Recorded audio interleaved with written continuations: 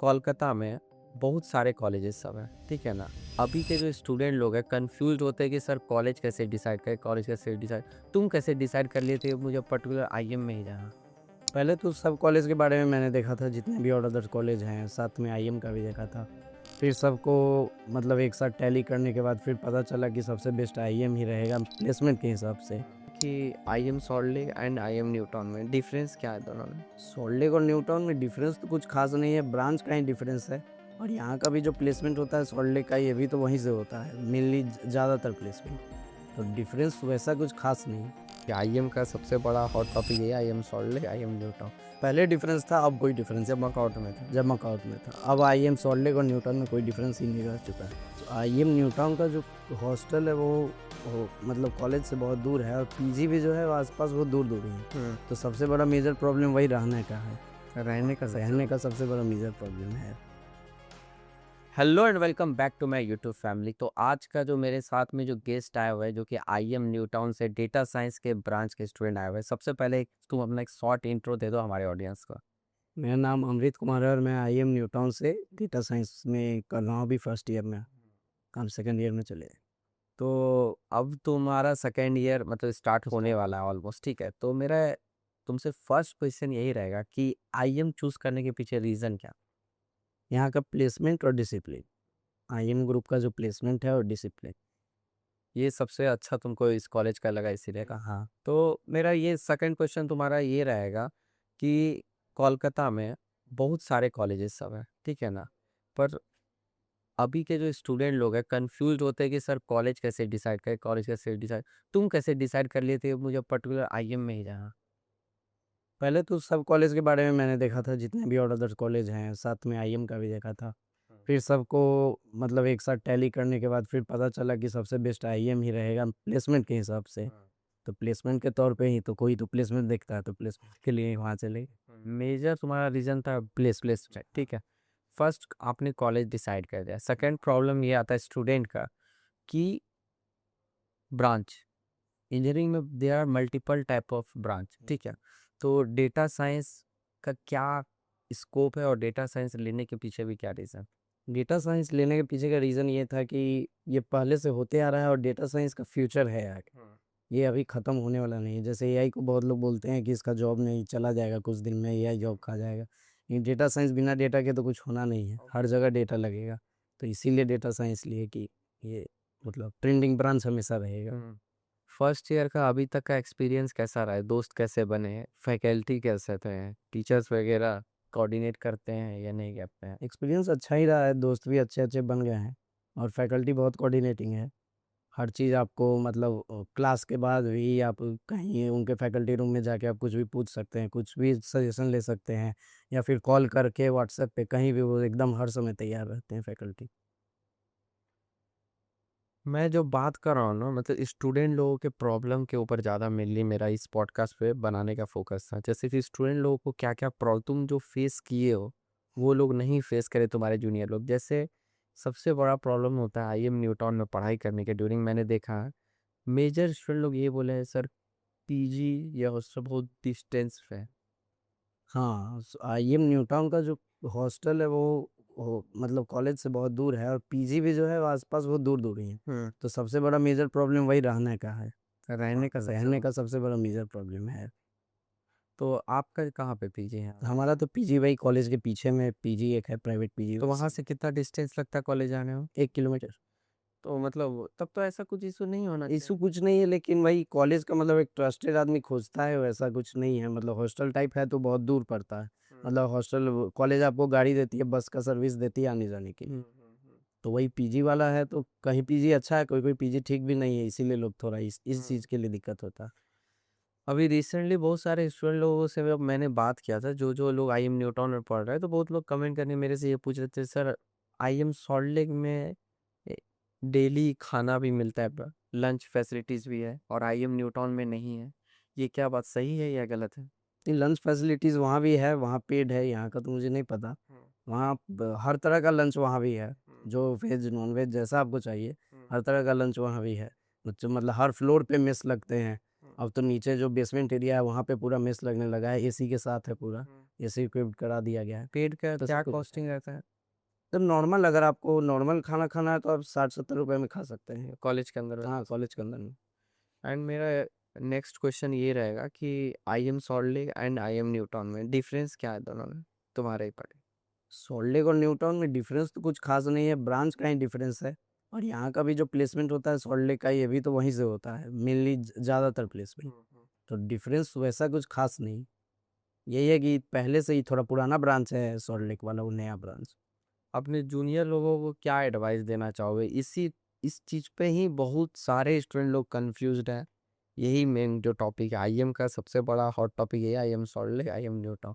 तुम ऑलरेडी जानते हो नहीं, कोई डिफरेंस है, पहले डिफरेंस था, अब कोई डिफरेंस जब नहीं। मकआउट में था। जब मकाउट में था, अब आईएम सॉल्ट लेक और न्यूटन में कोई डिफरेंस ही नहीं रह चुका है।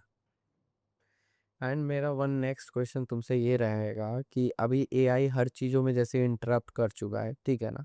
तो तुम कैसे देखते हो एआई को? ऑप्शन अच्छा ही है एआई का। बहुत लोग डर भी रहे हैं कि बहुत सारे जॉब चले जाएंगे जिसके वजह से प्रॉब्लम होगा। जॉब चले जाएंगे, लेकिन फिर देखिए जैसे माइक्रोसॉफ्ट कुछ दिन पहले बोला था, या फिर और जो जी फोर्स कंपनियां हैं, एनवीडिया है, वो सब तो बोले थे कि इसका कॉस्टिंग ज़्यादा आता है एआई को मतलब मैनिपुलेट करने में।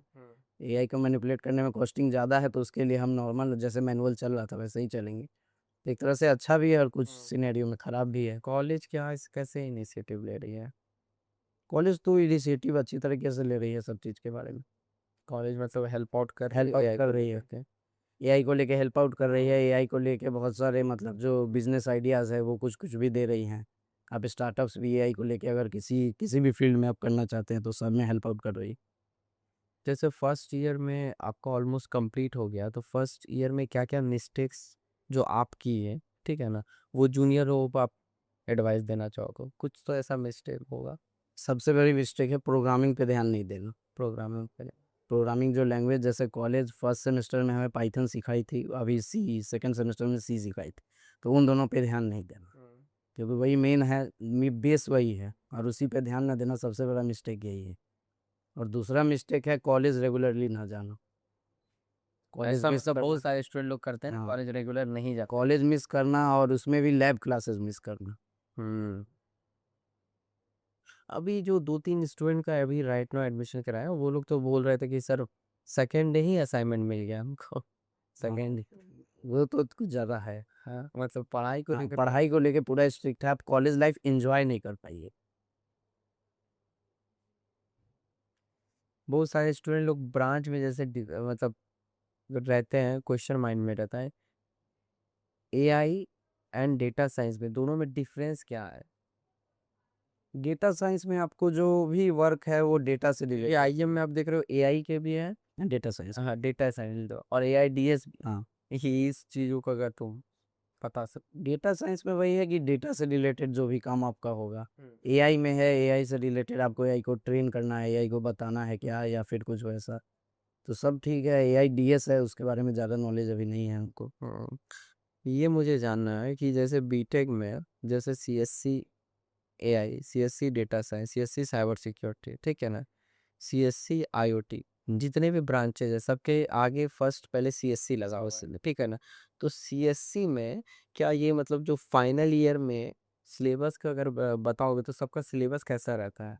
अभी तो मेरा फर्स्ट ईयर गया है, तो फर्स्ट ईयर में सबका सिलेबस सेम है। जो अलग अलग ब्रांचेज है सारे ब्रांचेस का सिलेबस सेम है, आईओटी, सीएसबीटी, जो जितने कोर भी का हैं, भी? कोर का भी सबका सिलेबस सेम है फर्स्ट ईयर तक। तो डिफरेंस क्या है मतलब डिफरेंस आपको सेकेंड ईयर थर्ड ईयर से दिखने के लिए मिलता है। थर्ड ईयर से आपके प्रोजेक्ट्स अब अलग हो जाएंगे, हर चीज़ अलग हो जाएगा थर्ड ईयर से। सेकेंड ईयर तक भी मोस्टली सेम ही रहता है, कुछ चेंजेस आ जाते हैं। जैसे आपको अगर डीएसए कराया जाएगा तो किसी और लैंग्वेज में, हम करेंगे तो किसी और लैंग्वेज में, और यही सब है। मेनली जो डिफरेंस आता है वो थर्ड ईयर से आता है। प्लेसमेंट जैसे सीनियर लोगों को देखे होंगे अभी राइट नाउ प्लेसमेंट का कैसा क्या कॉलेज में चल रहा है? इसमें सीनियर लोगों कुछ से तो कनेक्ट हो गए ना आप? हाँ, हाँ, तो मतलब वो लोगों से तो डिस्कशन होते ही रहता होगा। हाँ। तो कैसा मतलब वो लोग क्या बता रहे हैं, मेरा प्लेसमेंट हो रहा है या नहीं हो रहा है, इनसाइड कुछ कुछ? बताते हैं कि हो रहा है, हाँ। प्लेसमेंट हो रहा है, वही थोड़ा मेहनत करना पड़ रहा है। मैंने जाना। अब मेहनत ज़्यादा है। बहुत सारे लोग इंजीनियरिंग करने से भी मतलब डरते हैं कि बहुत ज़्यादा मैथ वगैरह होगा, ये सब चीज़ को लेकर तुम इसको कैसे देखते हो? मैथ तो है, डर शुरू में हमें भी लगा था, लेकिन अब आने के बाद नॉर्मल हो जाता है। जब आप उस पढ़ाई के साथ फ़ैमिलियर हो जाते हैं तो नॉर्मल हो जाता है। एंड क्वेश्चन ये रहता है कि लैंग्वेज बैरियर का भी रहता है। हाँ, जैसे हम भी बिहार से हैं तो यहाँ लैंग्वेज बैरियर बहुत था। 1 साल रह के सब ठीक हो गया है। कॉलेज में भी टीचर्स कभी-कभी बंगाली यूज़ करने लगते थे, तो दिक्कत होता था, तो उनको बोलते थे कि नहीं भाई हिंदी में बताइए, हमको बंगाली नहीं समझ में आ रहा। मेरा लास्ट 2-3 क्वेश्चन रहेगा। फ्यूचर तुमको क्या लगता है डेटा साइंस का? सबसे अच्छा फ्यूचर डेटा साइंस का भी जो मेरे हिसाब से सबसे अच्छा फ्यूचर है, क्योंकि ये ख़त्म नहीं होने वाला। आप जैसे फ्लिपकार्ट चला रहे हैं, अमेज़न चला रहे हैं, कहीं डेटा ही काम कर रहा है। अब जो सर्च कर रहे हैं वही चीज़ ज़्यादा दिखा रहा है, हर चीज़ डेटा ही कर रहा है। तो डेटा साइंस का फ्यूचर इतनी जल्दी तो ख़त्म नहीं होने वाला। लास्ट 2 क्वेश्चन रहेगा। फर्स्ट क्वेश्चन थोड़ा-सा मतलब स्टूडेंट लोग को ज़्यादा पू क्वेश्चन करते हैं कि सर रैगिंग कॉलेज में रैगिंग को लेकर के। नहीं, रैगिंग नहीं, एंटी रैगिंग फॉर्म भी हमसे भरवाया जाता है, कॉलेज जाते ही फॉर्म फिलअप किया जाएगा, सब चीज़ होगा, रैगिंग का कोई दिक्कत नहीं। एंड मेरा लास्ट क्वेश्चन है तुमसे इस पॉडकास्ट का, मैं ज़्यादा टाइम नहीं लूँगा तुम्हारा, ठीक है? ऑलरेडी तुम इतना देर बैठा दिए हो, ठीक है? इतने सारे तुम अभी राइट नाउ देख रहे हो कि मतलब स्टूडेंट लोग मतलब अभी देखे हो बहुत सारे प्रोटेस्ट वगैरह ऑलरेडी इतने चल रहे हैं, पेपर लीक्स वगैरह ये सब चीज़ हो रहा है। एज ए स्टूडेंट तुम इस पे क्या अपना ओपिनियन रखना चाहोगे? क्योंकि बैक टू बैक तुम्हारे भी घर में कोई रिलेटिव नीट का पेपर के कारण लीक हुआ जिस कारण तुम्हारे घर में भी प्रॉब्लम, ऑब्वियस सा बात है मेरे घर में भी प्रॉब्लम हुआ क्योंकि मेरी बहन भी एग्ज़ाम दी थी, फिर से उसको देना पड़ा। तो हम लोग एज ए स्टूडेंट लोग हैं, हम लोग इंडिया के यूथ है, तो तुम्हारा क्या पॉइंट है इसको लेकर में? ये बार-बार जो हम लोगों को जो फेस करना पड़ रहा है। फेस करना इसका तो सॉल्यूशन निकालना चाहिए। सॉल्यूशन तो कुछ आ नहीं रहा है ऊपर से भी, गवर्नमेंट की तरफ से भी या फिर एनटीए की तरफ से भी। अभी तो एक सॉल्यूशन आ गया कि चलिए अब सीबीटी मोड में होगा तो ठीक है। लेकिन अभी तक वाला का तो कुछ नहीं, पिछले 3 साल से नीट में यही हो रहा है। तो जिसका जो अब जो लगातार ड्रॉप ऐसा ले रहा है उसका नीट तो भी नहीं, खराब होगा। बहुत सारे एग्ज़ामिनेशन। सारे एग्ज़ाम में तो लीक ही हो रहा है। हमारे बिहार में भी हर एग्ज़ाम में लगभग पेपर लीक हो ही जाता है। अब सपोज दैट लीक जो हो रहा है पेपर, अब पेपर लीक होने के बाद जो जो जो स्टूडेंट लोग खरीद पा रहे हैं पेपर, उसके बाद फिर वो एग्जामिनेशन देंगे और वो जब डॉक्टर बनेंगे तो मेन जो टैलेंट है वो छुप जाएगा, टैलेंट का कुछ नहीं होगा। तो वो जब वहाँ डॉक्टर इंजीनियर बनेंगे फ्यूचर में, तो वो कैसे इलाज करेंगे? मतलब जस्ट लाइक चीटर, मतलब वही वही चीज़ है। तो इलाज सिस्टम करप्ट, सिस्टम। सिस्टम ऊपर से ही करप्ट है। तो इस चीज़ों पे बहुत सारे लोग प्रोटेस्ट कर रहे थे, इसीलिए मेरा ये जनरल क्वेश्चन था क्योंकि अभी देख ही रहे हो सीजेपी तुम्हारा। सोना वांगचुक। हाँ, वो तो हंगर स्ट्राइक पे है ना। अच्छा लगा तुमसे बात करके एंड लास्टली मैं यही बोलना चाहूँगा कि मुझे ऐसा लगता है कि अपना स्टूडेंट लोगों को स्किल्ड पे ज़्यादा फोकस करना हाँ, चाहिए। मेनली स्किल ही है। तो डिग्री को आप थोड़ा सा सेकंड प्रायोरिटी रख के स्किल्ड पे ज़्यादा फोकस करोगे तो मुझे लगता है कि ज़्यादा। कॉलेज भी हमें बताती है कि और जितने भी एक्स्ट्रा सब्जेक्ट्स हैं, जैसे फर्स्ट सेमेस्टर में केमिस्ट्री, फिजिक्स इधर-उधर जो भी था, वो बोले कि इसमें बस एक स्कोर करना, गुड स्कोर कर लेना ही बहुत है। मेनली फोकस डिग्री पे ही होना चाहिए, मतलब स्किल पे ही होना चाहिए। जो भी तुम्हारा प्रोग्रामिंग लैंग्वेजेस है, डीएसए है और जो भी इधर मास्टर लिंक ये सब है, वो सब। मेन फोकस उसी पे रहना चाहिए, डिग्री तो हो ही जाएगा और आजकल कंपनीज़ भी ज़्यादातर स्किल ही देख रही हैं। स्किल ही दे दे। डिग्री तो सेकेंडरी हो गया, प्राइमरी स्किल ही हो गया कि आप कितना कुछ जानते हैं, क्या सीखे हैं। मतलब यही तुम्हारे अकॉर्डिंग यही बोलना है कि आप जितना प्रैक्टिकल ओरिएंटेड बन हाँ, सकते हैं कोई भी फील्ड में। प्रैक्टिकल ओरिएंटेड जितना काम कीजिएगा ऐसा उतना ही अच्छा कुछ काम किए हो अभी तक ड्यूरिंग डेटा साइंस होगा। कोर्स के अभी तक प्रैक्टिस नहीं, वही 2 प्रोग्रामिंग लैंग्वेज सीखे हैं वही।